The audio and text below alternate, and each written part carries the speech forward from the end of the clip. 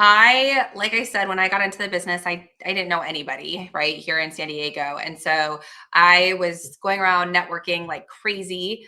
And I quickly realized that the easiest way, because I'm a millennial, for me to constantly be in front of people and sneak into their living room without them even realizing it was to be on their Facebook feed, on their Instagram feed, posting real estate.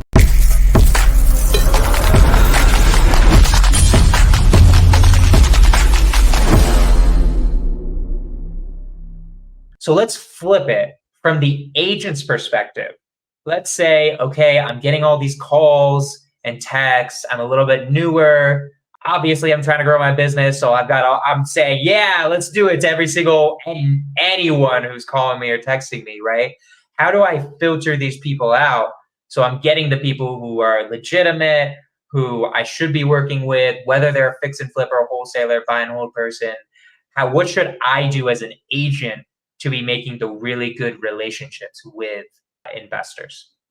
Yeah, well, I think the obvious is looking at their past experience. So I always, before I work with a wholesaler investor, I want to see their past 3 or 4 projects. I want to know. I'll ask details. So there's some information that they are reluctant to share, but for the most part, they're pretty open about it. And I'll ask for addresses. I'll look at the timelines. How long did this take you? How much did this take you? I How quickly did you get the deal done? Once you went under contract, did you close in 10 days like you said you were? Were there delays? What's your inspection process look like? I mean, I look at everything so that I can get a sense of what is it going to be like to work with you. Usually when I am selling a listing to a fix and flipper, I'm going to end up representing them on the way back. So I want to make sure that their quality of work is solid, that they're not, somebody that's walking around about to get sued and then it's going to take me down with them. But, even if they're wholesaling it, I want to know, do you already have these end buyers? Are you searching for end buyers? How confident are you? What's your vetting process? How are you making sure that you don't fall out of escrow with these people? Because again, it's going to make me and my seller look bad. So it's really getting a feel for their past business and their experience in whatever segment of the business they're trying to work with you on. That's kind of first and foremost. For those that are a little newer to the game that maybe don't have that experience, I think, again, like JVing is probably the way to go for those first few deals, right? Because that's really going to be the way that you're going to make the agent feel warm and fuzzy, is knowing that somebody involved is on their shit, knows what they're doing, and has the experience that you can leverage. A solid agent is not going to want to go down a path with somebody who's inexperienced. They just simply won't, unless you're putting so much money in their pocket that their eyes can't see anything else. But again, that's not going to be a really seasoned agent, because the most important thing to us is going to be, how are you going to make me look in front of my client, right? And I need to know that you're going to follow through on exactly what you're committing to in the contract. Yeah, 100%. I totally agree. I think newer wholesalers or newer investors should be JVing way more, to be honest. You should, like in all of my markets, I'm like, guys, send me the deal first. Like I'll give you an idea of where you should be at, and you can use my credibility. You can use flips I've done. You can show them all the deals I've wholesaled, right? Like usually I'll have like a portfolio of wholesales. I've done maybe 3, or I don't do as many fix and flips. I don't like doing as much, but I can show those too and just be like, hey, here's when I've fix and flipped. Here's when I've wholesaled, right? And you can JV with me, right? And most wholesalers, like, you can easily go up to someone like me and just like, even if you don't want to have to sell it through me and you want to be able to do it on your own, just be like, hey, just include me in the deal. So you're just sure you know what you're doing, right? Because if you do that, then it's not even just for the agent, it's for your sake. Like, you don't want to look like an a-hole in general in business, right? If that's happening too many times, that's really not good. I'm not going to lie. There's a certain brokerage in the Bay Area that does not like me because at the very beginning, I didn't follow this process. I did one deal that really screwed up and I made a mistake. And if I had done better and listened to podcasts like this, I would have found somebody in the Bay Area to JV with. This was Mhm. 4 years ago. Astro and Sub 2 weren't very developed, so there was nobody there. So I was like, well, there's nobody in my community, so I just got to go solo. But don't do that. Don't go solo. Find someone.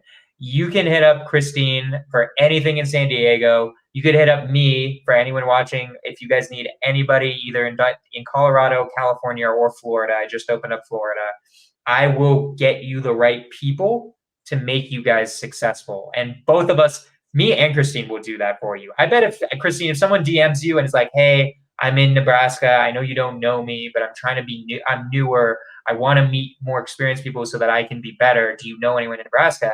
I bet you totally just be like, yeah, here's who I know in Nebraska. Hit them up, right? Or make an introduction maybe. Yeah, absolutely. Right? So it's not hard. You don't need to know the person. Just find people like me and Christine who've been in the business.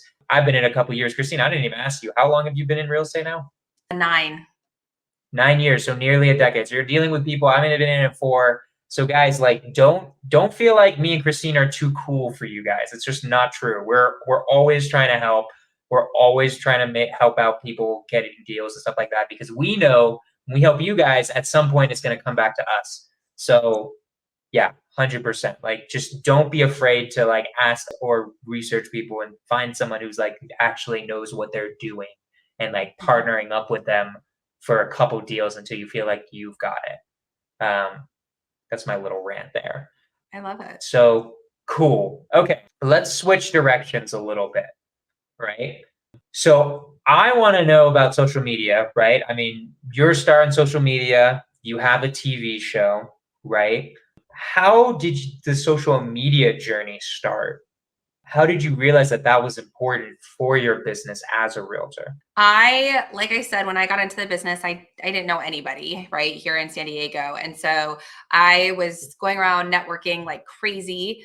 And I quickly realized that the easiest way, because I'm a millennial, for me to constantly be in front of people and sneak into their living room without them even realizing it was to be on their Facebook feed, on their Instagram feed, posting real estate. And so it it became another way of follow up, right? Outside of just text and emails, social media, I knew that the person that I was marketing to, my primary buyer and seller that was a millennial, was spending how many, average hours on social media every single day. I knew if I was posting and doing stories and ultimately reels, once those came out, I knew that they were going to see my content, unless they, of course, got sick of it and hid me or whatnot.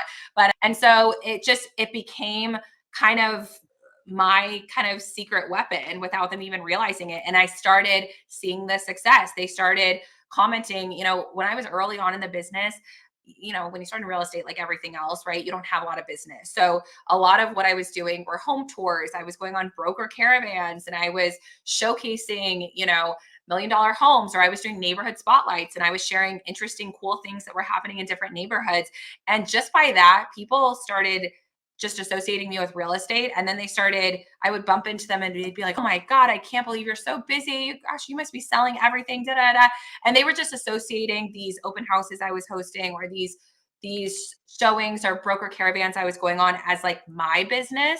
They didn't really, understand the difference. And so I began to see, gosh, this is really powerful, because now in their eyes, I have credibility, right? And so once you have credibility, you really start to build trust.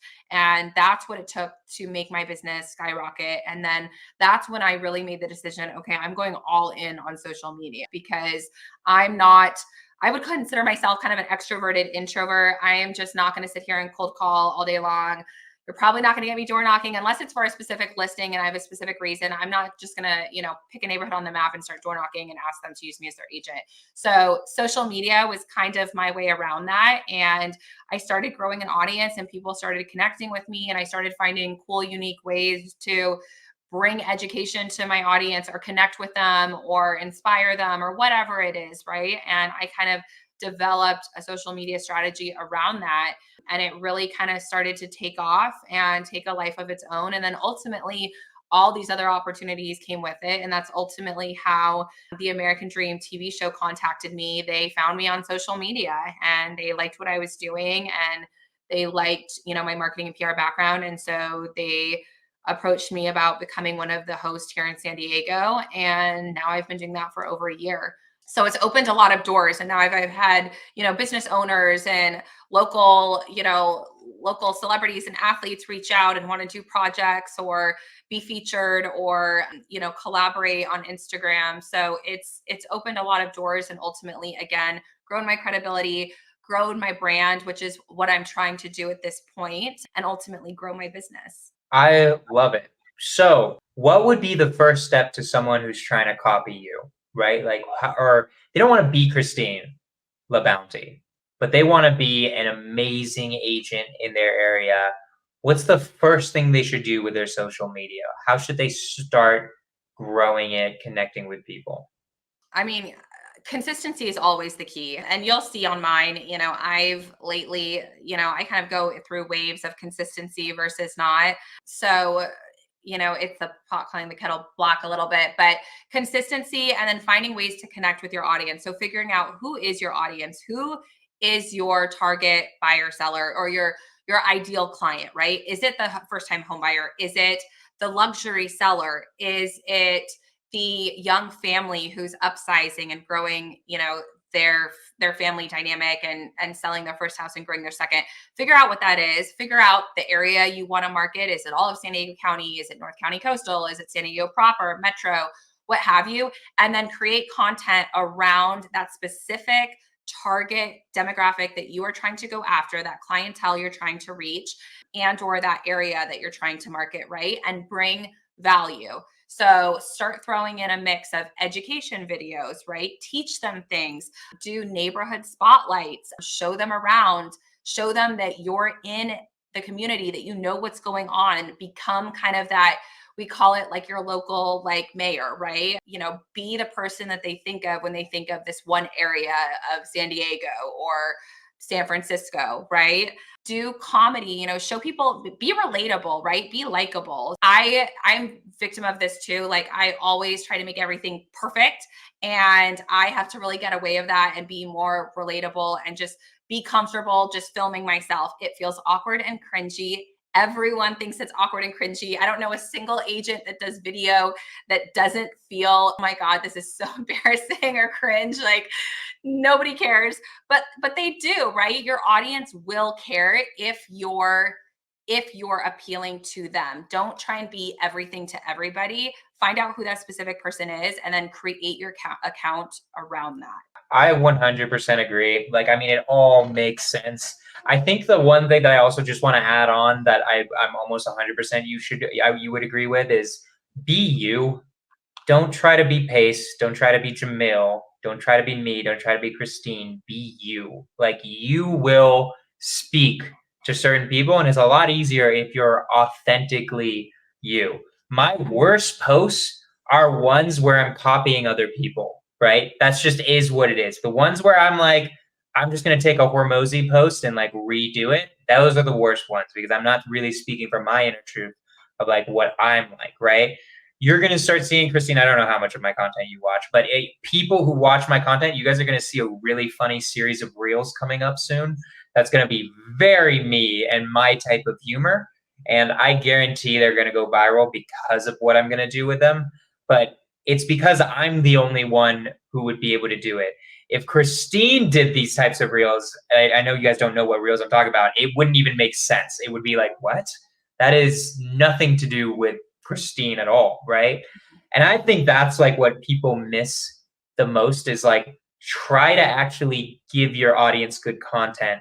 Don't try to hack the algorithm, right? That's what I've learned in the past like 6 months that I realized like, okay, we got to stop trying to hack the algorithm. We just have to make good content and that will naturally get shared and that will naturally have good things happen, right? So how do you monetize the social media growth? So you put out the content and then do you just say, hey, so yep, here's the content. I'm a realtor in San Diego. Hit me up if you want to work with me. Is it kind of just like that? Is there anything extra you would add on to that or? That's a great question. I wish it was that easy.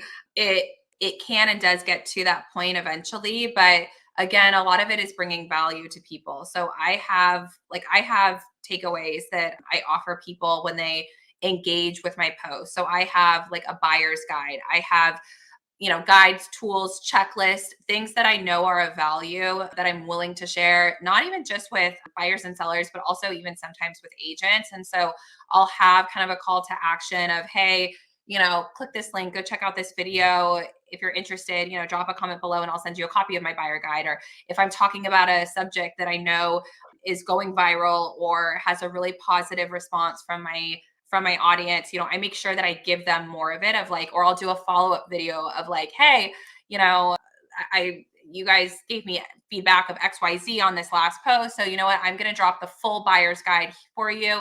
Click this to download it, and then I try to capture, obviously it's a lead capture, mechanism. So I try and capture those leads and then I try and grow the relationship from there. Sometimes they're within my own market, sometimes they're out of market.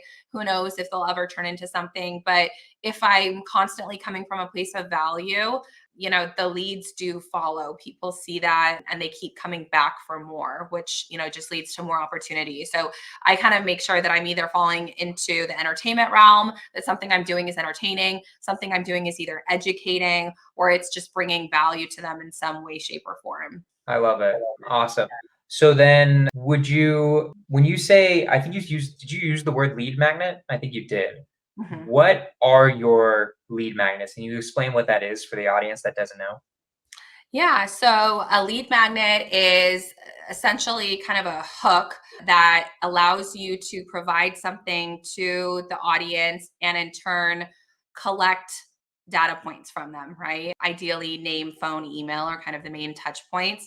And that's somebody that you can then add to your database, put into your CRM, and continue building a relationship from there. But you are giving them something to get something, right? It's kind of quid pro quo. So I'll do post. I actually have a few things in my actual Instagram profile. You can literally go on there and go find a link, and there are some actual guide links that you can download straight from there, but they all require input of a few data points. I love it. Awesome. So Luke has a question. I don't usually take questions on sports affairs, but he's one of my biggest fans. He watches everything I do. So this is the one time I'm doing it. If you're new, sounds like the key is to just hit record and do it every day. What do you think of this? I'm kind of curious. I have an opinion on it that I'm going to save, but I'm curious about your opinion first. Yes. In so many words, I think not overthinking it and just doing it and creating the content absolutely is the way to go. There is a slight difference with the way we operate versus maybe the way that you guys operate, right? If I were to just throw something on my Instagram every other day, it might not necessarily appeal to the audience that I'm trying to appeal to, right? So there is a branding component that I want to bear in mind when I'm creating content. But for somebody that's new, absolutely, to just grow an audience and build a following, I think consistency is king, and just getting on and creating it. Absolutely. And you can do that in the form of static posts. You can do that in reels. You can do that in stories. Maybe it's not something that needs to live forever on your profile, but just having that presence and that ongoing activity on your profile every day is so important, not only for the algorithm, but also in growing consistency and reliability with your audience. I think I am more of an opinion of what you were saying. I don't think real estate investors should just throw anything on there either. I think what newbies forget is that you should have a reason for doing the social media in your head. Why am I putting out this content? Am I just doing it because I see Pace, Jamil, Jonah, and Christine do it? Or do I actually have an idea of what I want from it, right?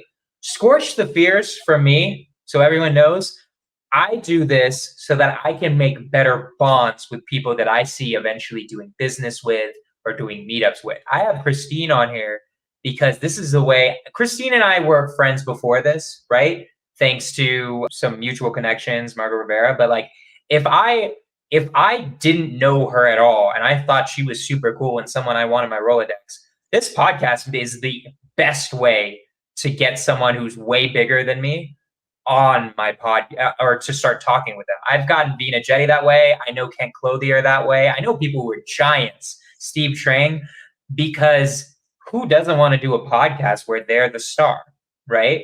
Nobody. So I'm just putting someone on a pedestal and now they're in my Rolodex. If I either get their phone number or I don't, and then I have them, but either way, I have it on Instagram. If I ever see them in person, I'm like, hey man, I don't know if you remember me. We did a podcast together, Sports of Fears. this was this is what we talked about. And then they're like, oh my God, yeah. So like anytime, when I see Ken Clothier in real life, I used to be with a mastermind with him, but that mastermind shut down. He knows who I am. So that's the whole point of Scorch the Fears. Scorch the Fears for me is actually not about growing my audience as much. I love including you guys, and it gives me some really cool content to clip up. But for me, it's much, much, much more about like, I want Christine to know me. I want her to like me. I want us to be doing stuff. When I get a lead in San Diego, I'm going to immediately think of her, and she's going to immediately think of me for Northern California or Colorado, or she probably won't think of me for Florida just yet. I really have to prove myself in Florida. That's a new one. But she'd probably think of me for Colorado or Northern California, right? So having an idea of why you're doing a specific podcast, right? Or having an idea of why I'm putting out this content is to gather this people so that I can do this. I think people should think about their social media a little bit more and not just do things just because. And when you do that, it's going to be a lot. You're going to actually be happy that you're doing it instead of it feeling like a slug. Like that's when it feels like a slug, when you feel like, what am I even doing this for? I was just kind of doing it because I see everyone else doing it, my personal opinion. I think different social media mediums, foster and warrant different types of content, right? I don't necessarily put the same thing on my TikTok that I do my YouTube, that I do my Instagram, Facebook, LinkedIn, right? Some of it I can repurpose across the board, but some of it is more casual. Some of it is more formal. Some of it is targeting, one audience. Some of it is targeting more of this audience, because I know that there are certain audiences that are on, for example, my TikTok audience is different than my LinkedIn audience, which is different than my YouTube audience. So I'm very conscious of the content that I'm creating and where it belongs on which social media, avenue, right? And I think that is important. And that goes back to what I said about identifying who your audience is, who are you trying to target, and create content around that. Think about what they want to see, what they engage with, what they respond to. That's what you should be creating. Yeah. And also make sure you can give this audience value, and also that you're going to get value back from them. Don't choose, like, I'm not going to make content for multifamily investors. That makes no sense. I don't own any multifamily, right? I'm going to make content mainly for wholesalers, and especially wholesalers that like doing deals with agents, because that's how I've made most of my money, right? I'll do some content for fix and flipping whenever I do a project, or some buy and holds when I do buy and holds. Those are great too. But whatever is going to get you money in your business, that's the type of content you need to be creating. So, Christine, we didn't talk about fears at all. Sorry, we didn't talk about what? I said we didn't talk about fears at all. That's usually what I talk about, but I'll just have to have you on again. You'll be on here soon enough again, where we actually go more, like, we also go into fears and into the mindset stuff. But I really I'm glad we had that conversation, because I feel like we need to be having more conversations like that in the real estate investment community. So that was good. I interrupted you though. You were about to say something? I don't even remember what it was. Okay, doesn't matter. So we'll do round two. We'll do Christine LaBounty round two on Scorch the Fears at some point in time. So we're ending this podcast. We're starting to get to the end of the podcast. I always end this podcast with one question that I really like knowing. So, Christine, if you could go back to when you were just starting off as a real estate agent, like maybe the first day you're like, okay, we're doing it. What would you tell Christine then, knowing everything that you know now? I would have gone all in on social media, on Instagram and YouTube specifically, much sooner. I think those are the two places where I feel like I'm able to monetize the most and where I've gotten the most business. And absolutely, I would have gone all in, absolutely, on those two. Okay. I like that a lot. So that you just would have started the social media earlier. Yeah. Even if you didn't have done a deal. I'm sorry? Most people who watch think this is like, but I haven't done a deal yet. How am I going to even make social media content? What am I going to talk about? Wholesalers. I mean, if you're a wholesaler, you should be creating like a YouTube page, and you can repurpose content, right? But you should be creating a YouTube page, and create videos explaining what it is wholesalers do, educate people on who wholesalers are, how do wholesalers and real estate agents work together.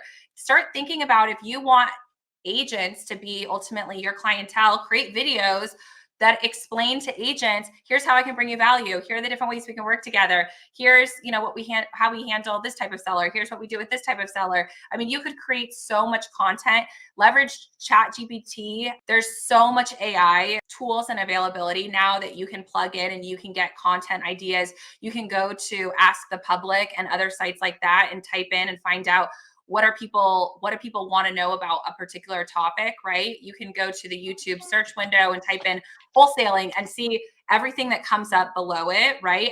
Wholesaling for realtors, wholesaling with realtors, wholesaling this, wholesaling that, and you can see what people are searching for. Those are the things to be creating content around, and you can repurpose your content and put it into all of your different social media avenues, start connecting with people and grow that way. And that way you can start building credibility, and you script those out. I mean, you practice those, do it intentionally. Don't just start shooting random videos, right? But take the time to research exactly what the topic is, know that it's being searched, script it out, practice it, and then create a video where you are sounding confident and self-assured, and create pages based off that. And I promise you, your credibility, your audience, it will grow. And eventually you'll start having conversations with agents, and you can say, hey, reference my YouTube page. I actually create a lot of videos that would be super helpful for this conversation. Hey, why don't I drop you an email with some of my YouTube videos explaining how you can work together? Why don't I send this to you, and then can we schedule a follow-up call after you watch some of these? I mean, there's so many ways that you can monetize that and help build credibility, even if you are a new wholesaler. It's something that I'm screwing up. My YouTube sucks compared to my Instagram, and I really need to be creating those videos. I have come off so many times where I'm like, why am I sending Pace's video about what is sub 2? I need to create a goddamn video about what is sub 2 and just break it down on a freaking whiteboard and just send them that, instead of having it be Pace, because that's just growing Pace's credibility and not my own, right? So that's just a reminder I need to be doing that. And also, something that you could 100% do, I've seen Nathan do this. Nathan Harris, you probably don't know him, but Nathan Harris is an Astro student. What he does really well is he'll just be like, honestly, look, I don't know how to edit anything. I don't know how to do the scripting or whatever. What I'm going to do is I'm just going to go live on everything, and you're going to watch me call and make mistakes and stuff like that. And I think that's also a great video thing to do, because you can just go live and just do what you're doing anyways. And then also you're growing your audience at the same time, instead of tuning in being like, okay, let's see how Nathan does it, or how Jonah does it, or how Christine does it, right? So these are some really great ideas, and I really love it. Christine, where can people reach out to you? Where can they send you deals? What else can they do for you? All that good stuff. Yeah, so I'm pretty active on Instagram, Christine LaBounty _real estate. I just started going deeper into my YouTube page. So I'm starting to upload content, but I'm having to take all of this advice myself. My email is christine@christinelabouty.com. Pretty easy. So if you want to shoot me an email, you're welcome to. I'm happy to connect, offer any insights I can, or connect you with somebody that can. And yeah, I love connecting with new people. Which is the best way to reach out to you? My Instagram is the best way to communicate with me. I did it right? Yep, that's it. Yeah. Cool. Awesome. Christine, you're amazing. You're awesome. You are a great Scorch the Fears guest. I'm going to have you on again, though, where we actually get into fears and what I usually talk about, too. But I really like that conversation. I haven't had that conversation publicly with a realtor, so I really like that. And yeah, do you have any last words before I wrap this up? I don't think so. I think just get out there, get out of your comfort zone, be okay being rejected. It's going to happen. It happens to me all the time still in this business. So, like Jonah says, scorch the fears and get out there and just make it happen. Let's do it. So guys, next week, Cash Flow and Coffee is going to be at 8:15 a.m. MST. So if you guys are interested in getting your questions answered, like I usually do every Monday, it's going to be earlier. We're starting it an hour earlier than usual. That's going to be the schedule for it. I know Luke's going to have to change his calendar for that. I appreciate you, Luke. That's the main newest update. Look at that. People are following you right now. But yeah, so there's that. I completely forgot who I have on next week, but I bet it's going to be somebody cool. Christine, you're amazing. I'm going to wrap this up. Scorched Fears, episode 111. Let's freaking go.